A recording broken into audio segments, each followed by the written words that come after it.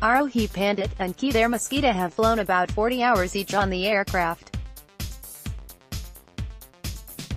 Patiala, when they take off the moment the weather clears in the next few days, two young Indian women, Arohi Pandit and Kedar Mosqueda, will attempt what no Indian woman has done so far. The two pilots, in their early 20s, plan to circumnavigate the globe in a tiny light sports aircraft in 90 days. It's been almost 4 years that we have been friends. We have been training together at the Bombay Flying Club and we have been legit partners from there, says Captain Pandit. When we were approached for the expedition, we decided to work together as a team.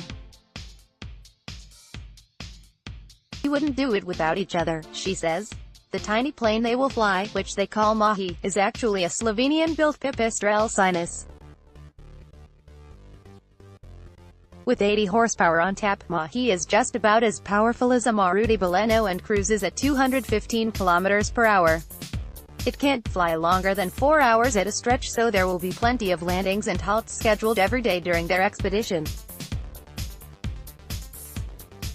The two women will be flying a light sports aircraft. Mahi is equipped with multi-function displays in her two-person cockpit and also a ballistic parachute rescue system.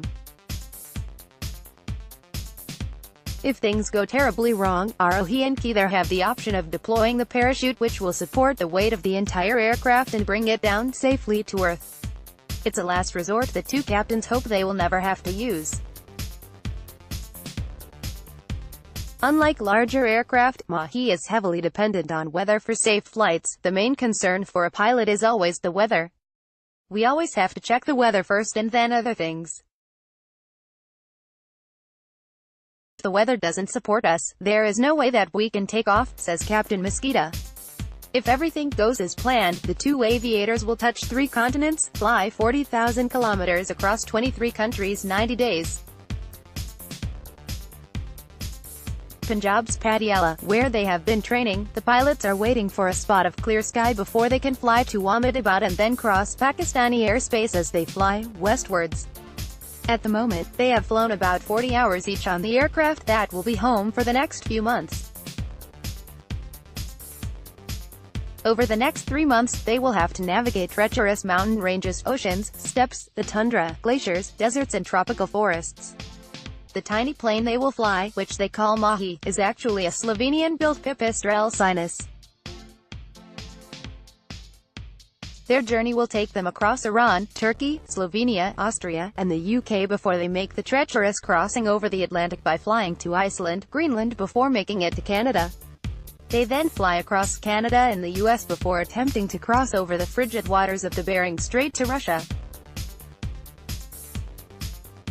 The final leg of the journey sees them flying south across China before flying into Myanmar before they re-enter Indian airspace. Backing them at every leg of their journey is an elaborate ground support team from Nexus Flight Operations India who will ensure that technical support and permissions exist for the aircraft at every spot they land. The expedition itself has been organized by Team We.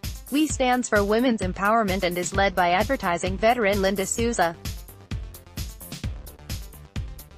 The Minister for Women and Child Development, Maneka Gandhi, is also supporting the mission and says the two young pilots will also set a genuine example of empowering India's daughters by their own empowered action. Captain Rahul Monga, a former Indian Air Force helicopter pilot, is a hard taskmaster who ensures that every aspect of flight safety and planning is adhered to.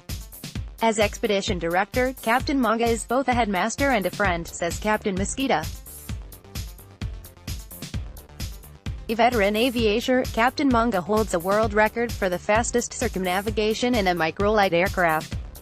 The sky seems to be the limit for India's two young aviators as they get set to fly on an adventure of a lifetime. They know there will be challenges en route, bad weather and perhaps technical problems. Through it all, they know there is one constant: their determination to succeed.